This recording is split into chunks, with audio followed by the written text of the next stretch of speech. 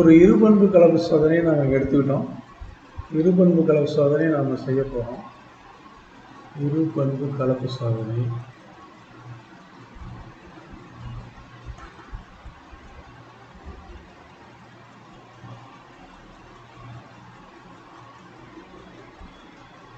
இதில் உருண்டை மஞ்சள்,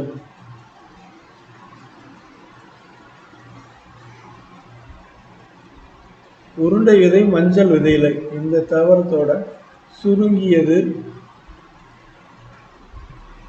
பச்சை, இந்த தாவரத்தை கலப்படம் செய்ய போகிறோம்.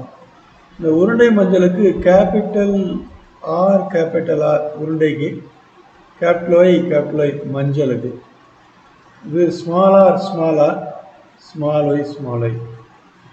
இந்த ரெண்டையும் கலப்படம் செய்யும்போது நமக்கு உருண்டை மஞ்சள் கிடைக்குது.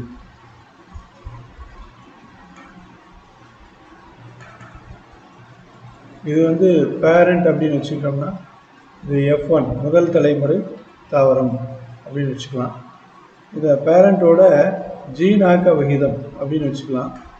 இதில் கேமெட்டுகள் எப்படி கிடைக்குது அப்படின்னு பார்த்தீங்கன்னா ஒரு கேபிட்டல் ஆரும் ஒரு கேபிட்டல் ஒய்யும் வந்துடுது நமக்கு இங்கே. அதேமாதிரி இங்கே ஒரு ஸ்மால் ஒய் நமக்கு கிடைச்சிருது. ஸோ அப்போ இங்கே வந்து ஒரு கேபிட்டல் ஆர் ஸ்மால் ஆர், ஒரு கேபிட்டல் ஒய் ஸ்மால் ஒய் அப்படி ஜீனாக்க விகிதம் கிடைக்குது. இதை தற்கலப்பு செய்யும்போது என்ன வரும் அப்படின்னு நம்ம இப்போ பார்க்க போகிறோம். இதில் தற்கலப்பு செய்யும்போது இதோடவே கிராஸ் பண்ணுறோம். Capital R capital Y small Y. இதோட ஜீன்கள் பார்த்தீங்கன்னா கேபிட்டல் ஆர் கேபிட்டல் ஒய் இந்த ரெண்டும் சேர்ந்துச்சு அப்படின்னா அடுத்தது கேபிட்டல் ஆர் ஸ்மால் ஒய், அடுத்தது small R small Y, small R capital Y. மொத்தம் 4 ஜீன்கள் நமக்கு கிடைச்சிருக்கு. இந்த 4 ஜீன்களை வச்சுட்டு நம்ம கலப்படத்தை கண்டினியூ பண்ண போகிறோம். இப்போ நான் அந்த ஜீன்களை மேலேயும் கீழேயும் எழுதியிருக்கேன். மேலே எழுதியிருக்கிற ஜீன்கள் பார்த்தீங்கன்னா capital R capital Y, capital R small Y, small R small Y, small R small Y. இது எல்லாம் வந்து ஆண் தாவரத்திலிருந்து கிடைக்கப்பட்ட ஜீன்கள்.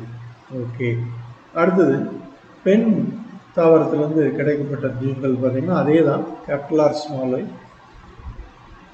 Capital R capital Y, capital R small Y, small R capital Y, small R small Y, 4 ஜீன்கள். Okay, இப்போ நாம் இந்த ஜீன்களை இந்த டேபிளில் முன்னெடுக்க இடத்துல எப்படி பிரதியிடுறது? இங்கே இருக்கக்கூடிய ஜீன்களையும் அதே மேலிருந்து வரக்கூடிய கட்டத்தில் இருக்கக்கூடிய ஜீன்களையும் நம்ம ஒரு பாக்ஸுக்குள்ளார எடுத்துகிட்டு வாங்க. அப்போ இந்த கேபிட்டல் ஆர் மேலேருந்து வர ஒரு கேபிட்டல் ஆர் வரும்.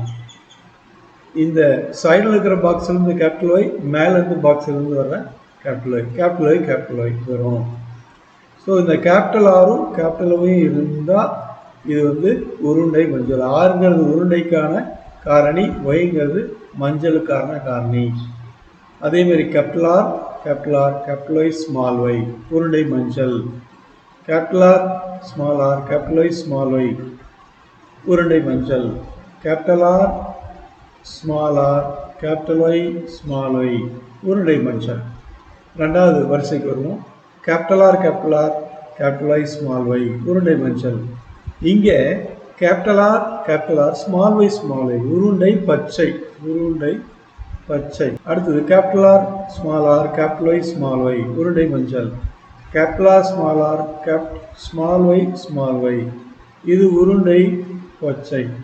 அகெயின் ஏன்னா இந்த கேபிட்டல் ஒய் இருந்துச்சுன்னா மஞ்சள் வந்திருக்கும். அதோட ஒடுக்கு பண்ணு ஸ்மால் ஒய் இருக்கிறதுனால பச்சை வருது.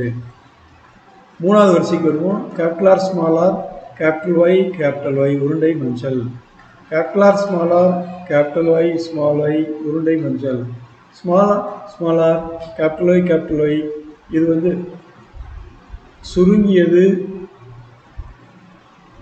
மஞ்சள். ஸ்மால் ஆர் கேபிட்டல் ஒய் சுருங்கியது மஞ்சள். கடைசி வரிசை capital R, capital Y, small Y, உருண்டை மஞ்சள். கேபிட்டல் ஆர், ஸ்மால் ஒய், உருண்டை பச்சை. Small R, capital Y, small Y, ரெண்டு ஸ்மாலாக இருக்கிறதுனால சுருங்கியது மஞ்சள். இது எல்லாமே ஸ்மாலாக இருக்கிறதுனால சுருங்கியது பச்சை.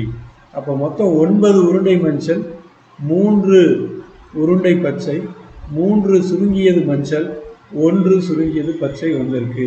இதுதான் இரு பண்பு கலப்பு விகிதம். இரு பண்பு கலப்பு விகிதத்தில் நாம் சார்பின்றி ஒதுங்குதல் விதி அப்படின்னு சொல்லக்கூடிய விதியை நிரூபிக்கிறோம். அதை தான் பெறணும் இந்த கலப்பின சேர்க்கை அனலைசிஸில். 2 இணை பண்புகள் கொண்ட தாவரங்களுக்கு இடையே நிகழும் ஒரு கலப்பில் இங்கே 2 இணை பண்புகள் இருக்குது. கேபிட்டல் ஆர், கேபிட்டல் ஒய், உருண்டை விதை, மஞ்சள் விதை இலை, 2 பண்புகள். இதை கலப்பினம் செய்கிறோம். செய்யும்போது ஒரு இணை பண்புக்கான காரணிகள் தனித்து பிரிவது மற்றொரு இணை பண்புக்கான காரணிகள் தனித்து பிரிவதை சார்ந்திருப்பதில்லை. இந்த கேபிட்டல் ஒய்,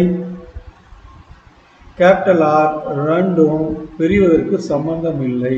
ரெண்டும் தனித்தனியாக தனிச்சு பிரியும், தனித்தனியாக சேர்ந்துக்கும்.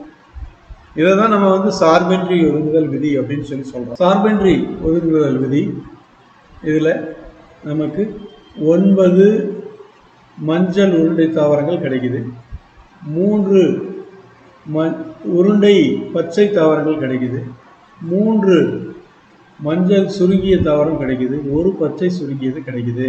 மூலக்கூறு அடிப்படையிலான விளக்கம் இப்போ நம்ம பார்க்க போகிறது.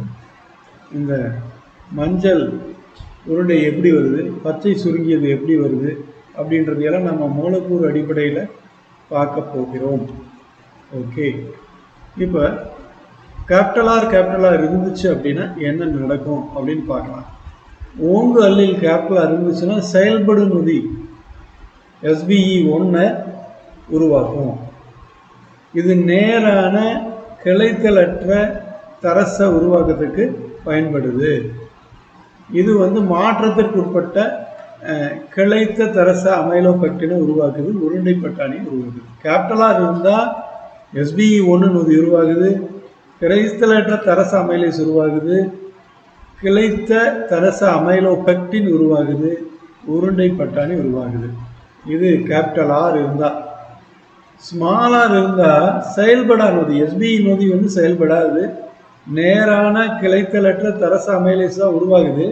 ஆனால் மாற்றம் இல்லா நேரான கிளைத்தலற்ற தரச அமைலேஸ் உருவாகுது, அதனால் சுருங்கிய பட்டாணி உருவாகுது. இதுதான் மூலக்கூறு அடிப்படையிலான விளக்கம் இருக்குது. இப்போ இருபண்பு கலப்பு சோதனை கலப்பு. இதில் மஞ்சள் விதையிலேயே பச்சை விதையிலையோட கலப்படம் செய்கிறோம். உருண்டை மஞ்சளை, அதுதான் F1, சுருங்கிய பச்சை ஒடுங்கு பண்பு பெற்றோரோட கலப்படம் செய்கிறோம். அப்படி கலப்படம் செய்யும்போது நமக்கு 4 பண்புகள் கிடைக்குது. 1:1:1:1, 4 பண்புகள், 25 25 25 25 4 பண்புகள் கிடைக்குது. இந்த 4 பண்புகளும் நமக்கு எதை குறிக்குது அப்படின்னா, இந்த F1 ஹைபிரிட், அதாவது மாறுபட்ட பண்புகளை கொண்டது. Capital R, capital Y, small Y அப்படின்ற மாறுபட்ட பண்புகளை கொண்டது அப்படின்றது நமக்கு புரியுது. ரெண்டாவது, சார்பின்றி ஒதுங்குதல் நடைபெற்றிருக்கின்றது. கேபிட்டல் ஆரும் கேபிட்டல் ஒய்யும் தனித்தனியாக ஒன்றுக்கொன்று சார்பின்றி பிரிவதால் நமக்கு 4 வேறுபட்ட பண்புகள் இங்கே கிடைக்குது அப்படின்றது நம்ம இந்த சோதனையிலிருந்து நமக்கு தெரியுது. சரி, அடுத்து முப்பண்பு கலப்பு. இதே மாதிரி 3 பண்புகளை, நெட்டை குட்டை, உயரம்ங்கிற பண்பு, அடுத்தது நிறம், விதையிலையோட நிறம், மஞ்சள் பச்சை, அடுத்தது விதையோட வடிவம், உருண்டை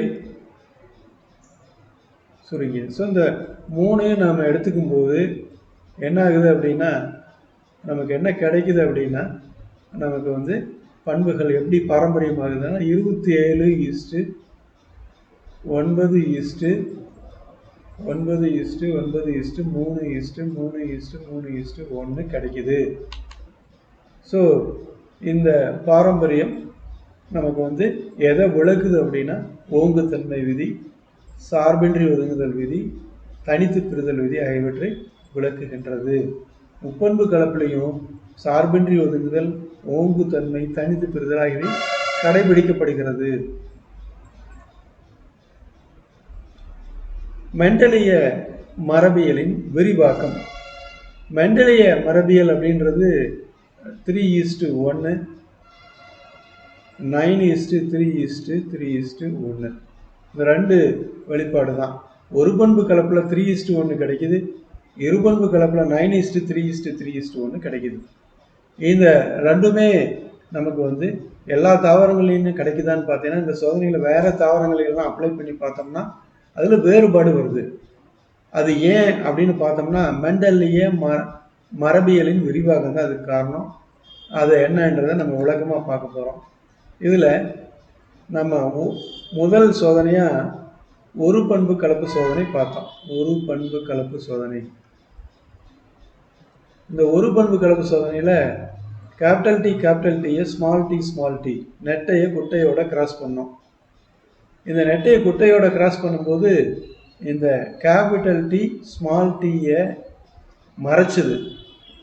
கேபிட்டல் டி ஓங்கு பண்பாகவும் ஸ்மால் டி ஒடுங்கு பண்பாகவும் செயல்பட்டுச்சு. இது ஒன்று இன்னொன்றில் மேலே தெளிவான ஒரு செயல்பாடு இருந்தது. ஆனால் சில சமயங்களில் ரெண்டும் சேர்ந்து ஒரு செயல்பாட்டை கொடுக்கும். ரெண்டு இடைவினை புரிந்து ரெண்டும் சமமாக இப்படியெல்லாம் இடைவினை புரிவதற்கு வாய்ப்பு இருக்குது. அப்படியெல்லாம் வந்துச்சுன்னா அதுக்கு பேர் மரபணு இடைச்செயல்கள் அப்படின்னு பேர். 2 ஜீன் சேர்ந்த மாதிரி 2 ஜீன் ஒன்றுக்கு ஒன்று ஈக்குவலாக அப்படியெல்லாம் செயல்பாடு புரிஞ்சுன்னா மரபணு இடைச்செயல்கள்னு பேர். சரி, இப்போ இந்த கேபிட்டல் டி பக்கத்தில் இருக்கிற கேபிட்டல் ஆரோட இடைவினை புரிஞ்சுது அப்படின்னா ஜீன்களுக்கு இடையேயான இடைவினை அப்படின்னு பேர். சப்போஸ் வந்து கேபிட்டல் டி ஸ்மால் டீயோட வினை புரிஞ்சுது அப்படின்னா அலீல்களுக்கு இடையேயான இடைவினை அப்படின்னு பேர். இதையெல்லாம் நம்ம தனித்தனியாக பார்க்க போகிறோம். மரபணு இடைச்செயல்களை பற்றி நமக்கு ஃபஸ்ட்டு கண்டுபிடிச்சு சொன்னது W. பேட்சன் அப்படின்றவர். அவர் காரணி கருதுகோள் அப்படின்னு சொல்லக்கூடிய பேட்சனின் காரணி கருதுகோளை உருவாக்கி விளக்குனார்.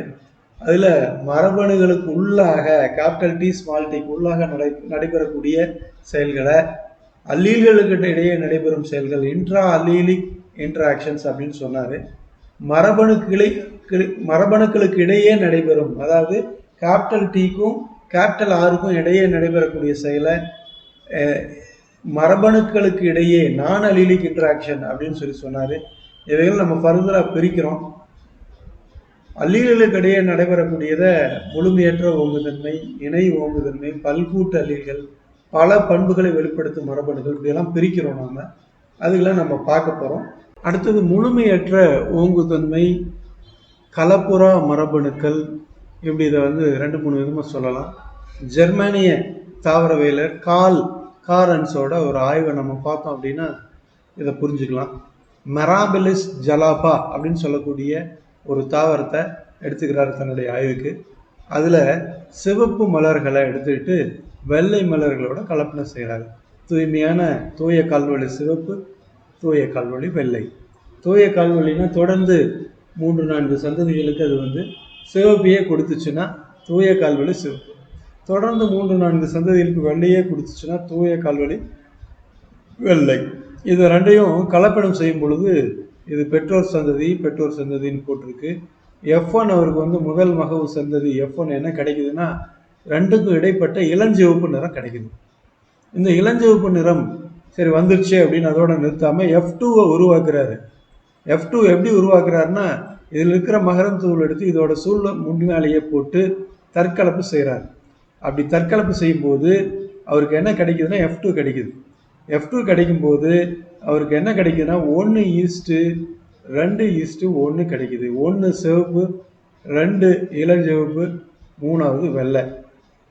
இந்த 1ன்றது சிவப்பு, 2ன்றது இளஞ்சிவப்பு, 3வது ஒன்று எப்படி கிடைச்சதுன்னு பார்க்கலாம். முதல்ல சிவப்பு நிறத்துக்கு காரணமானது R1 அப்படின்னு நம்ம வச்சுக்குவோம். இங்கே இருக்கு. வெள்ளை நிறத்துக்கு R2. யூஸ்வலாக நம்ம கேபிட்டல் ஆர் ஸ்மால் ஆர் வச்சுக்குவோம். இதில் 1 ஓங்கு பண்பு 1 ஒடுங்கு பண்பாக இருந்தால். ஆனால் அப்படி இல்லாமல் இதில் 1 வந்து ரெண்டுமே ஓங்கு பண்பாக இல்லாதனால R1 அப்படின்னு வச்சுக்கிறாரு. இதை R2 அப்படின்னு வச்சுக்கிறாரு. அப்படி வச்சுக்கிறதுனால இந்த ரெண்டையும் கிராஸ் பண்ணும்போது அவருக்கு என்ன கிடைக்குது, R1 R2 அப்படிங்கிற பண்புடைய இளஞ்சிவப்பு நிறம் கிடைக்குது. இந்த ரெண்டு பண்புக்கும் இடைப்பட்ட இந்த ரெண்டு பண்பு கலந்து எடுத்தா எப்படி இருக்கும், அந்த மாதிரியான ஒரு நிறம் கிடைக்குது. இப்போ இதில் ஒரு R1 ஒரு R2 இருக்குது. இந்த ரெண்டையும் தற்கலப்பு செய்யும்போது அவருக்கு என்ன கிடைக்குது அப்படின்னா F2 கிடைக்குது. F2வில் அவருக்கு என்ன கிடைக்குதுன்னு பார்ப்போம். R1 R2 இந்த ரெண்டும், R1 R1 இங்கே, R2 R1 இங்கே வந்து R1 R2 இங்கே R2 R2. ஸோ இதில் R1 R1 அப்படின்னு சொல்லக்கூடிய தூய சிவப்பு 1, ஒரு தூய சிவப்பு. ரெண்டு வந்து கலப்பினம் கிடைக்குது, R1 R2 இந்த ரெண்டும் இளஞ்சிவப்பு. மறுபடியும் ஒரு 1 வெள்ளை, R2 R2. ஸோ இந்த மூன்று பண்புகளும் எதனால் வெளிப்படுது அப்படின்னா முழுமையற்ற ஓங்குதன்மை அப்படின்னு சொல்லக்கூடிய பண்பால் வெளிப்படுது. ஓகே, இந்த R1 அப்படிங்கிற சிவப்பு நிறத்துக்கு காரணமான நொதி யார் உற்பத்தி செய்கிறாங்கன்னா R1 அல்லீல் உற்பத்தி செய்து, R2 அல்லீல் வெள்ளை நிறத்துக்கு காரணமாக அமையுது. இந்த நொதி இருந்துச்சுன்னா தான் சிவப்பு நிறம் உற்பத்தி ஆகும் R1ல்.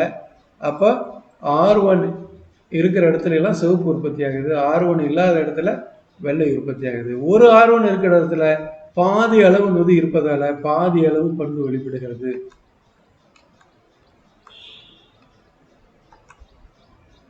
அடுத்தது இணை ஓங்குதன்மை அப்படின்னு இன்னொரு செயல் நம்ம பார்க்க போகிறோம். இந்த படத்தில் இருக்கக்கூடிய ரெண்டு மாடுகளை பாருங்களேன். இதில் ரெண்டு மாடுகளில் ஒன்று வந்து சிவப்பு நிறம், இன்னொன்று வெள்ளை நிறம். ரெண்டும் கலப்பினம் செஞ்சு அப்படின்னா ரோன் அப்படின்னு சொல்லக்கூடிய ரெண்டும் கலந்த வெள்ளை சிவப்பு ரெண்டும் அங்கங்கே பேட்சாக இருக்குது. இந்த வெள்ளை முழுசும் மறைஞ்சிடல, சிவப்பு முழுசும் மறைஞ்சிடல, ரெண்டும் கலந்து இருக்கிறதுனால இதுக்கு பேர் இணை ஓங்குதன்மை அப்படின்னு பேர். இந்த இணை ஓங்குதன்மை பார்த்தீங்க அப்படின்னா காமெலியாவில் காணப்படுது. காமெலியாவில் சிவப்பு மற்றும் வெள்ளை மலர்கள், கதிர் அருவால் வடிவ ஹீமோகுளோபின் இருக்குது. மனிதர்களில் ஏபிஓ வகை இருக்குது. சரி, மனிதர்களில் 1A 1B அல்லீல்கள், IA IB அல்லீல்கள், மரபணுவின் இணை ஓங்குதன்மை மெண்டலின் தனித்து பெறுதல் விதியை பின்பற்றுகிறது. இது வந்து இரத்த சிவப்பணுக்களில் காணப்படக்கூடிய இம்யூனோகுளோபுலின் A, அது B, இது I, இம்யூனோகுளோபுலின் 0 ஆகிய பண்புகள். அதே மாதிரி இணை ஓங்குதன்மை தாவரங்களில் மின்னார் பிரிப்பு, நிறைப்பெருகி வரைபடத்தில் புரதம், ஃப்ளோவோனாய்டு பொருட்களை பிரித்தறிதல், இதன் மூலம் நம்ம அதை வந்து விளக்க முடியும். இணை ஓங்குதன்மைக்கு நம்ம தாவரங்களில் கொடுக்கப்பட்டிருக்கக்கூடிய உதாரணம் காசிபியம் ஹிர்சுட்டத்தையும் காசிபியம் ஸ்டர்டியானத்தையும் கலப்பினம் செய்வதன் மூலம் கிடைக்குது. காசிபியம் ஹிர்சுட்டம்ங்கிறது பருத்தி, ஸ்டர்டியானம்ங்கிறது இன்னொரு வகை பருத்தி. ரெண்டுமே வேறுபட்ட பட்டை அமைப்பை கொண்டுள்ளது. இது வேறுபட்ட பட்டை அமைப்பு, இது வேறுபட்ட பட்டை அமைப்பு. நமக்கு F1ல் இடைப்பட்ட மடியம் ஆம்பிப்ளாய்டு அப்படின்னு சொல்லக்கூடிய இடைப்பட்ட ஒருங்கிணைந்த பட்டை அமைப்பு கிடைக்குது. அப்புறம் F2ல் பார்த்தீங்கன்னா 1:2:1 கிடைக்குது. ஸோ இது இணை ஓங்குதன்மைக்கு ஒரு அருமையான உதாரணம் தாவரங்களை பொறுத்த வரைக்கும். கொல்லி மரபணுக்கள் இது என்னது? உயிரினத்தை கொல்லும் திறனுடைய அல்லீல்களுக்கு கொல்லும் மரபணுக்கள்னு பேர். 1907ஆம் ஆண்டு பார் அப்படிங்கிறவர் இதை கண்டுபிடிக்கிறாரு. கொல்லி மரபணுவை ஸ்னாப்டிராகன், ஆண்டீர் இனம், இந்த ரெண்டு தாவரங்களையும் பார்க்கலாம். ஆண்டீர் இனத்தில் பச்சை நிறம் கொண்ட பசும் தாவரங்கள் காணப்படுது. அடுத்தது மஞ்சள் நிறத்துடன் கூடிய பசும் தாவரங்கள், இல்லைன்னா கரோட்டினாய்டுகளை கொண்ட வெளிரிய பச்சை நிற தாவரங்கள் காணப்படுது. ஸோ இந்த மாதிரி தாவரங்களும் இருக்குது. மூணாவது பச்சை நிறம் ஏற்ற வெள்ளை நிற தாவரங்களும் காணப்படுது. 3 வகையான தாவரங்கள் ஆண்டீர் இனத்தில் காணப்படுது. இதை எப்படி சோதிக்கிறாரு, எப்படி சோதனை பண்ணி அவர் கண்டுபிடிக்கிறாருன்னு பார்க்கலாம். இப்போ ஆண்டீர் இனம் ஆரியா அப்படின்னு சொல்லக்கூடிய வகையை இன்னொரு ஆண்டீர் இனம் ஆரியா வகையோட கலப்பினம் செய்கிறார். ஆண்டீர் இனம் ஆரியா அப்படின்றது C c அப்படின்னு சொல்லக்கூடிய இந்த வகை. இது வந்து நமக்கு இளம்பச்சை இல்லைன்னா தங்க நிறத்தில் காணப்படக்கூடிய தாவரம். இந்த மாதிரி ரெண்டு தாவரங்கள் C c கலப்பினம் செய்யும்போது அவருக்கு 1:2:1 அப்படின்ற விகிதம் கிடைக்குது. அப்படி கிடைச்சா கூட இதில் இந்த வெள்ளை நிறமுடையது கடைசியாக பார்த்தீங்கன்னா இறந்துரும். வெள்ளை நிறமுடைய தாவரங்கள் கடைசியை இறந்துருது. ஏன்னா இதில் பச்சையம் இல்லாததால் இந்த வெள்ளை நிற தாவரங்கள் பச்சையம் தயாரிக்க முடியாமல் ஒளிச்சேர்க்கை செய்ய முடியாமல் இறந்து விடுகிறது. இதைத்தான் கொல்லி மரபணுக்கள் அப்படின்னு சொல்லி சொல்றோம். இப்போ ஊதா மலர்கள், பழுப்பு விதைகள், இலை அச்சுக்களில் அடர் புள்ளிகள், இந்த 3 பண்புகள் இருக்கு. இதில் வெள்ளை மலர்கள், வெளிரிய நிறமுடைய விதைகள், புள்ளிகளற்ற இலை அச்சு, இங்கே ஒரு 3 பண்பு இருக்கு. இந்த 3 பண்பை இந்த 3 பண்போட கிராஸ் பண்ணுறாரு. இப்போ இதில் ரிசல்ட் ஒரு பக்கம் இருக்கட்டும். நமக்கு இந்த 3 பண்புகளையும் யார் கட்டுப்படுத்துகிறாங்க அப்படின்னு நம்ம ஆராய்ச்சி பார்க்கும்போது இந்த 3 பண்பையும் ஒரே ஜீன் தான் கட்டுப்படுத்துது. இதுவும் அதே மாதிரி ஒரே ஜீன் தான். ஸோ இந்த ஜீன்கள் எப்படி கட்டுப்படுத்துது அப்படின்னா, ஒரு ஜீன் 3 பண்புகளை கட்டுப்படுத்துகிறது. இதுதான் பல் பண்பு கூறுத்தன்மை. வழக்கமாக ஒரு பண்பு ஒரு ஜீன் கட்டுப்படுத்தும். இங்கே 3 பண்பு ஒரு ஜீன் கட்டுப்படுத்துது. அதுக்கு பேர் தான் பல் பண்பு கூறுத்தன்மை அப்படின்னு பேர். ஸோ பல்பண்பு கூறுத்தன்மை அப்படின்னா ஒரு சிங்கிள் ஜீன் நிறைய பண்புகளை ஏபிசின்னு பல பண்புகளை கட்டுப்படுத்துறது பல்பண்பு கூறுத்தன்மை அப்படின்னு பேர். கதிரறுவால் வகை இதுக்கு உதாரணம். மரபணுக்களுக்கிடையே நடைபெறும் இடைச்செயல்கள். மரபணுக்களுக்கிடையே நிகழும் இடைச்செயல்கள் அப்படின்னு பார்த்தோம் அப்படின்னா அதில் பலவிதமான இடைச்செயல்கள் நடைபெறுது. எதனால் அப்படின்னு பார்த்தோம் அப்படின்னா, நாம் மெண்டலுடைய விதிகளை பின்பற்றி நடைபெறக்கூடிய வினைகள் எல்லாம் மெண்டலிய பாரம்பரியம் அப்படின்னு சொல்கிறோம். மெண்டலுடைய விதிகளை பின்பற்றாத பாரம்பரியத்தை எல்லாம் மெண்டலிய பண்புகளை பின்பற்றாத பாரம்பரியம் இன்னும் 2வது கேட்டகரியாக பிரிச்சிருக்கோம். இதில் தான் நம்ம அல்லீல்களுக்கு இடையேயான இடைச்செயல்கள், ஜீன்களுக்கு இடையேயான இடைச்செயல்கள், பல்கூட்டுத்தன்மை, இப்படிலாம் பல்வேறு வினைகளை பார்க்கலாம். இப்போ நம்ம பார்க்க போகிறது மரபணுக்களுக்கு இடையே நடைபெறக்கூடிய இடைச்செயல். 2 வேறுபட்ட மரபணுக்களுக்கு இடையே கேபிட்டல் டி, கேபிட்டல் ஆர், இந்த 2 மரபணுக்களுக்கு இடையே நடைபெற்றுச்சு அப்படின்னா ஒரு இடைவினையை மரபணுக்களுக்கு இடையே நடைபெறக்கூடிய இடைவினை அப்படின்னு நம்ம சொல்கிறோம்.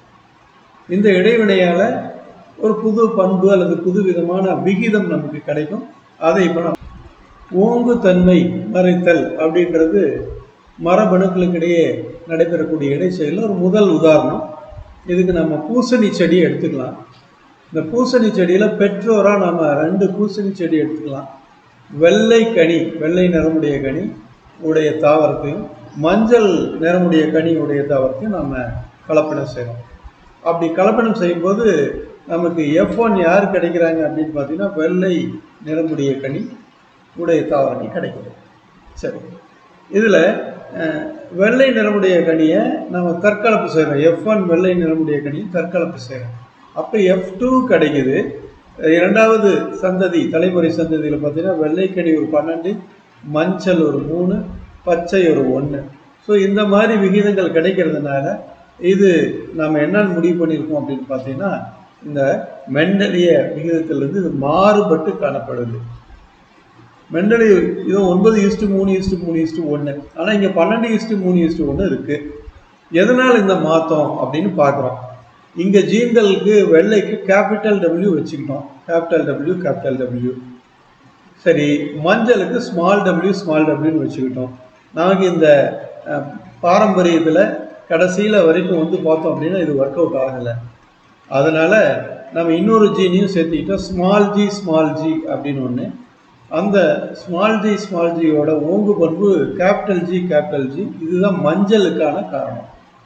கேபிட்டல் ஜின்றது மஞ்சளுக்கான காரணம். சரி, இங்கே ஒரு கேபிட்டல் W ஒரு கேபிட்டல் G இருக்கு. இருந்தாலும் வெள்ளை பண்பு தான் வெளிப்படுது. ஸோ இதிலிருந்து வெள்ளை ஓங்கு பண்பு, வெள்ளை கேபிட்டல் W ஸ்மால் டபிள்யூவையும் கேபிட்டல் ஜியையும் ஒடுக்கும் ஒரு ஜீன் அப்படின்னு சொல்லி நம்ம தெரிஞ்சுக்கிட்டோம். ரைட்டு. இப்போ இந்த கலப்பினத்துக்கு பிறகு பார்த்தோம் அப்படின்னா 2-3 விதமான காம்பினேஷன் நமக்கு கிடைக்குது. கேபிட்டல் W கேபிட்டல் G இருக்கிற மாதிரி ஒரு காம்பினேஷன், கேபிட்டல் G மட்டும் இருக்கிற மாதிரி ஒரு காம்பினேஷன், எல்லாமே ஸ்மால் டபிள்யூ ஸ்மால் ஜி இருக்கிற மாதிரி ஒரு காம்பினேஷன். இந்த ஒரு கேபிட்டல் டபிள்யூ இருந்துச்சுனாவே இங்கே வெள்ளை பண்பு தான் வந்துடுது. இதுதான் 12 கிடைக்குது. கேபிட்டல் ஜி மட்டும் இருக்கிற தாவரங்கள்ல மஞ்சள் கிடைக்குது. ஏன் அப்படின்னு பார்த்தீங்கன்னா இந்த மஞ்சளுக்கான gene capital G, capital W இருந்தால் வெளிப்படாது, அதை ஒடுக்கிடும். ஸோ கேபிட்டல் டபிள்யூ ஒடுக்கும் ஜீன்,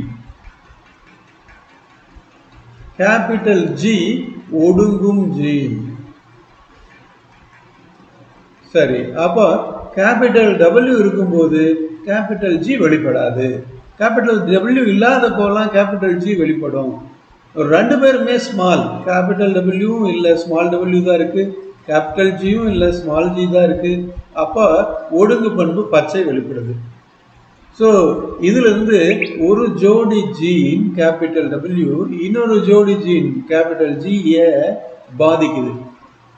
இதைத்தான் நம்ம மரபணுக்களுக்கான இடைச்செயல் அப்படிங்கிறோம். இங்க ஓங்கு தன்மை மறைத்தல், இதோட ஓங்கு தன்மை இதோட ஓங்கு தன்மையை மறைக்குது, அதனால இதுக்கு பேர் ஓங்கு தன்மை மறைத்தல் அப்படின்னு சொல்லிட்டு பேரு.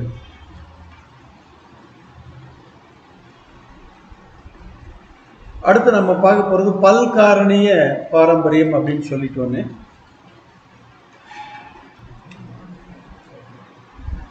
பல்காரணிய பாரம்பரியம் இங்க பல்வேறு மரபணுக்கள் கூட்டாக சேர்ந்து ஒரு பண்பை வெளிப்படுத்துது.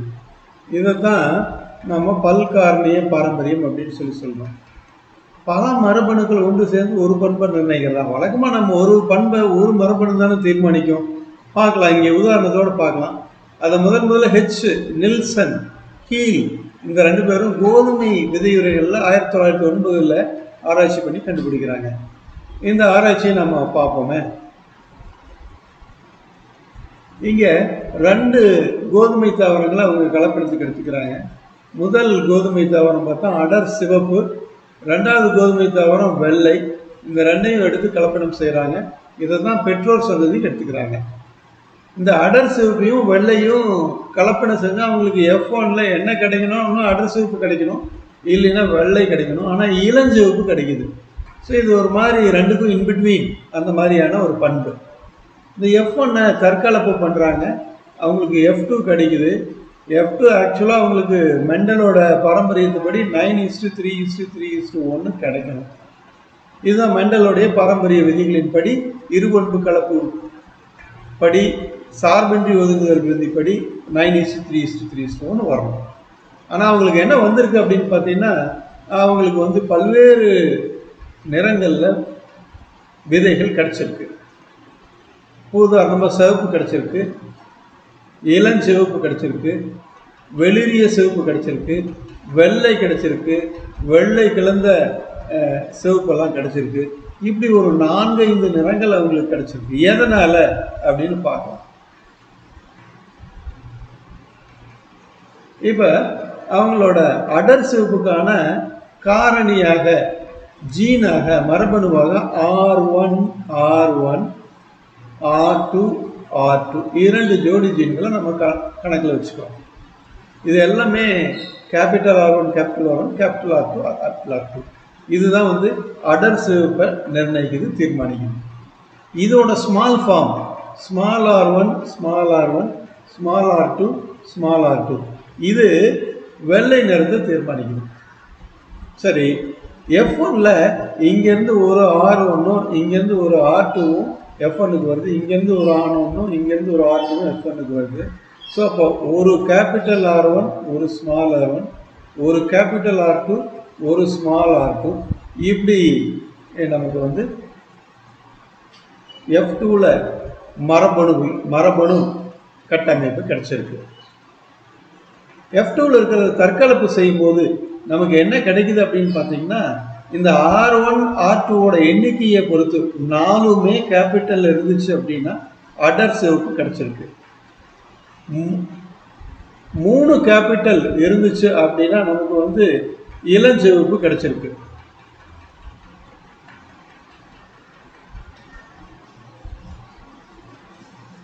அதாவது மிதமான அடர் சிவப்பு கிடைச்சிருக்கு.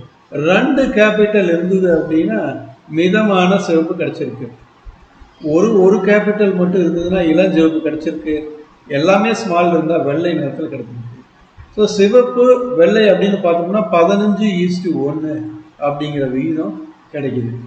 ஸோ இதில் எத்தனை மரபணுக்கள் நமக்கு இதில் கேபிட்டலாக இருக்குது அப்படின்னு பார்த்தோம்னா 4 இருக்குது அடர் சிவப்பு, 3 மரபணுக்கள் கேபிட்டலாக இருக்குது மிதமான அடர் சிவப்பு, 2 மரபணுக்கள் நமக்கு இருக்குது இது மிதமான சிவப்பு, 1 இருக்குது இளஞ்சிவப்பு, இங்கே எதுவுமே இல்லை, அதனால வெள்ளை. ஸோ இப்போ எத்தனை கேபிட்டல் ஜீன்ஸ் இருக்குது அப்படின்றத பொறுத்து இதில் நிறம் நிர்ணயிக்கப்படுகிறது. பல்காரணிய பாரம்பரியம், நிறைய காரணிகள் சேர்ந்து ஒரு பாரம்பரியத்தை நிர்ணயிக்குது அப்படின்றதுக்கு இது ஒரு சிறப்பான உதாரணம். பாலிஜெனிக் இன்ஹெரிட்டன்ஸ் இன் பீச் கர்னல் கலர், விதையோட நிறத்தை தீர்மானிக்கிறதுக்கு. இது ஒரு கிராஃபாக வரையும் போது நமக்கு ஒரு மணி வடிவம் கிடைக்குது. கிட்டத்தட்ட இந்த அடர் சிவப்பு, மிதமான அடர் சிவப்பு, இளஞ்சிவப்பு, இப்படி வெள்ளை, இதெல்லாம் பார்க்கும்போது ஒரு மணி வடிவம் கிடைக்குது. இது மாதிரி வேறு உதாரணங்களும் சொல்லலாம். மனிதனுடைய நிறம், தோல் நிறம், மனிதனுடைய உயரம், அதெல்லாம் இதுக்கு உதாரணமாக நம்ம சொல்லலாம். குரோமோசோம் தவிர்த்த பாரம்பரியம் அல்லது உட்கரு தவிர்த்த பாரம்பரியம் அல்லது சைட்டோபிளாசம் சார்ந்த பாரம்பரியம் அப்படின்னா என்ன? இந்த சார்ட்டை பாருங்கள், உங்களுக்கு புரியும். மரபியலில் பண்புகள் சந்ததிகளுக்கு கடத்தப்படுகிறது. பெற்றோரிலிருந்து நமக்கு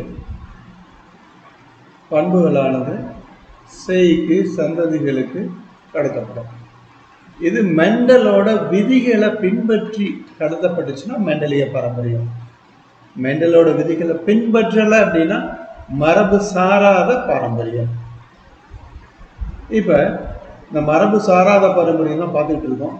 ஜீன்களுக்கு இடையேயான இடைச்செயல் பார்த்து முடிச்சிட்டோம், பல்காரணிய பாரம்பரியம் பார்த்து முடிச்சிட்டோம், சைட்டோபிளாசம் சார்ந்த பாரம்பரியம் பார்க்கணும். நாம் ஒரு உதாரணத்தோடு இதை பார்க்கலாமே. ஒரு 4 o'clock பிளான்ட்னு சொல்லக்கூடிய அந்தி மந்தாரை செடியில் 2 தாவரங்களை நம்ம தேர்ந்தெடுத்துக்கணும். இளம் வெளிர்பச்சை இலையுடைய தாவரம், வெளிர்பச்சை இலையுடைய தாவரம், அடர்பச்சை இலையுடைய தாவரம், 2 எடுத்து கிராஸ் பண்ணோம்.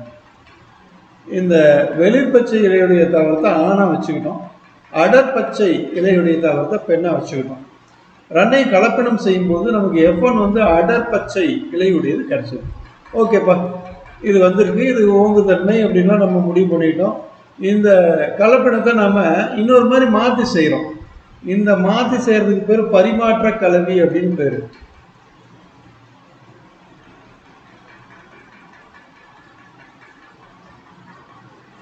அப்படின்னா என்ன? அடர்பச்சையை நம்ம ஆணாவும் வெளிர்பச்சையை நம்ம பெண்ணாவும் மாற்றி வச்சுக்கிட்டதையும் நமக்கு என்ன ரிசல்ட் கிடைக்குது? அடர்பச்சை ஆண் வெளிர்பச்சை பெண்ணை கிராஸ் பண்ணும்போது நமக்கு வெளிர்பச்சை நிறமுடைய தாவரம் கிடைக்குது. அடர்பச்சை கிடைச்சது போன சோதனையில். அப்படியே பரிவர்த்தனை கலப்பு செய்யும் போது வெளிர்பச்சை கிடைக்குது. அப்போ இதுக்கு என்ன காரணம் அப்படின்னு பார்க்கும்போது, இதுக்கு என்ன காரணம் அப்படின்னு ஆராய்ச்சி பண்ணி பார்த்தாங்க. உட்கரு மரபணு சாராது பெண் தாவரத்தின் பசுங்கணிக மரபணு சார்ந்து இப்பாரம்பரியம் நிகழ்வதை வேறுபட்டிருக்காங்க. இங்கே பசுங்கணி இருக்கு பெண் தாவரத்தில். இந்த பெண் தாவரத்தில் இருக்கிற பசுங்கணிகம் சார்ந்து, இதில் இருக்கிற டிஎன்ஏ சார்ந்து இந்த பாரம்பரியம் நடைபெறுவதால் இந்த தாவரம் அடர்பச்சையுடையதாக இருக்குது. இங்கே பசுங்கணிகம் சாராமல் நடைபெறுது. அதனால வெளிர்பச்சை நிறமுடைய தாவரம் நமக்கு கிடைக்குது. பெண் தாவரத்தின் பசுங்கணிக மரபணு இதற்கு காரணமாக உள்ளது. ஓகே, ஏனெனில் பெண் தாவரம் கருவுறுதலின் போது சைட்டோபிளாசத்தையும் ஆண் தாவரங்களில் உட்கருவையும் வழங்குகிறது. இந்த கலப்பணத்தை பொறுத்த வரைக்கும் பெண் தாவரம் தான் சைட்டோபிளாசத்தை வழங்குது, ஆண் தாவரம் உட்கருவு வழங்குது. இங்கே ஆண் தாவரத்திலிருந்து வர வேண்டிய பிளாஸ்டிக், அதாவது பசுங்கணிகம் வரவில்லை.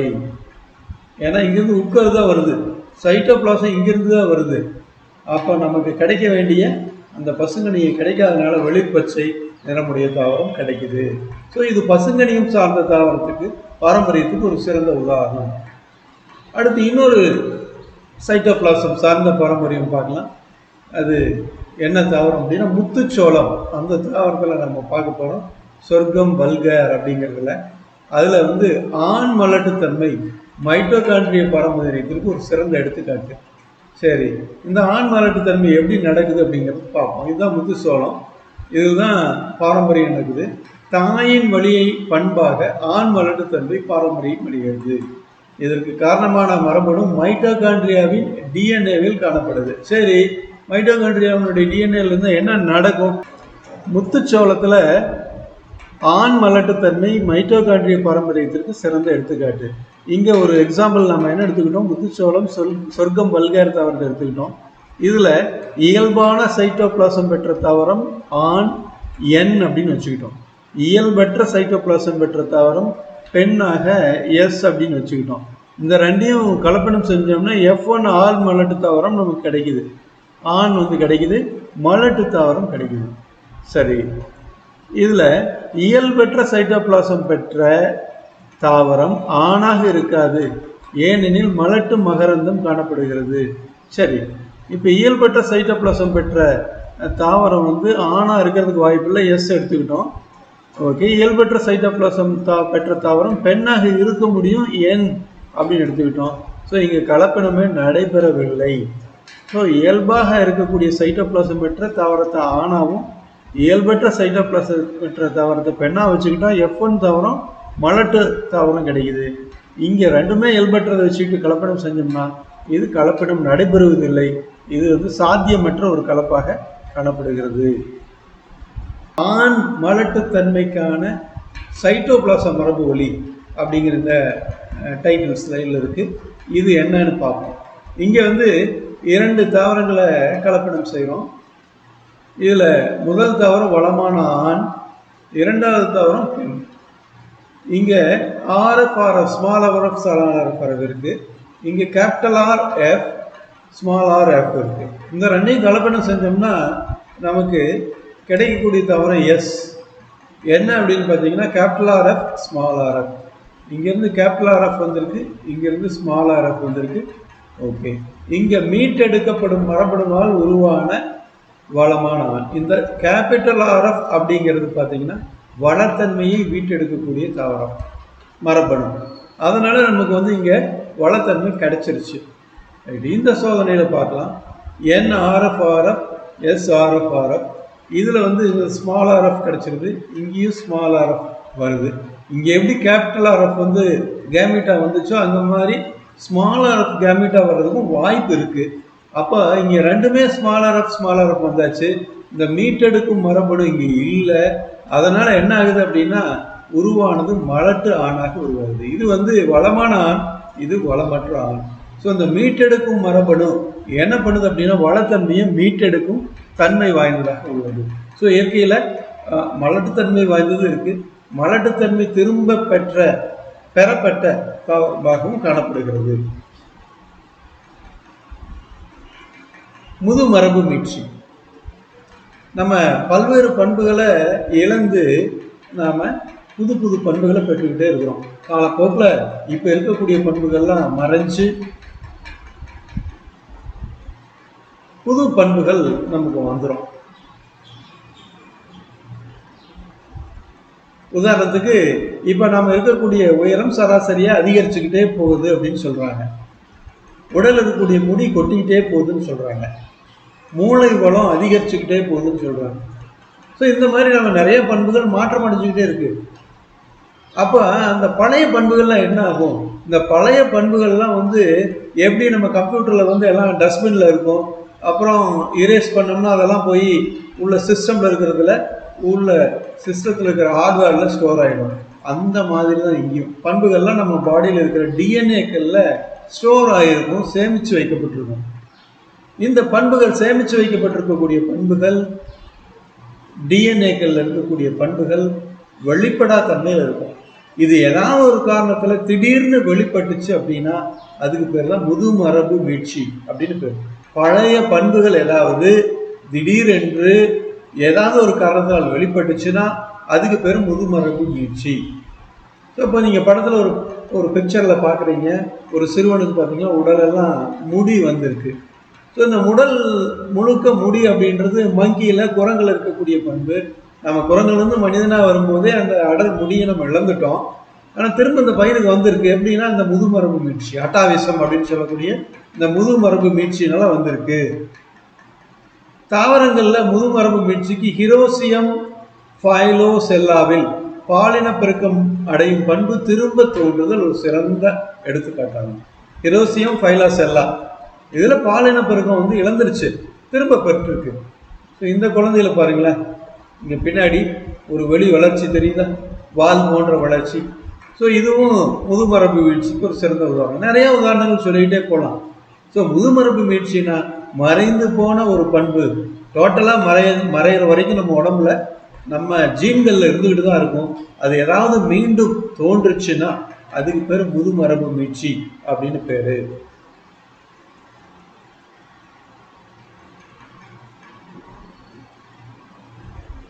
இந்த மரபியல் பாடத்திற்கான புத்தக வினா விடைகளை கூகுள் ஃபார்மில் போட்டு நான் டிஸ்கிரிப்ஷனில் கொடுத்துருக்கேன்.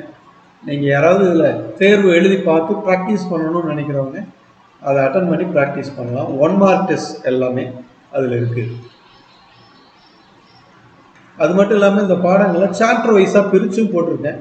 நீங்கள் வந்து சாப்டர் வைஸாக தனித்தனியாகவும் எந்தெந்த பார்ட் வேணாலும் அதை குறிப்பிட்டு பார்க்க விரும்பினா பார்த்துக்கலாம். டைம் லைன் கொடுத்துருக்கேன் நான், அதில் வந்து நீங்கள் அதை பார்த்துக்கலாம். இந்த பாடங்களை சிறப்பாக ப்ரிப்பேர் செய்து தயார் செய்து தேர்வுகளில் சிறந்த மதிப்பெண் பெற வாழ்த்துக்கள். நன்றி.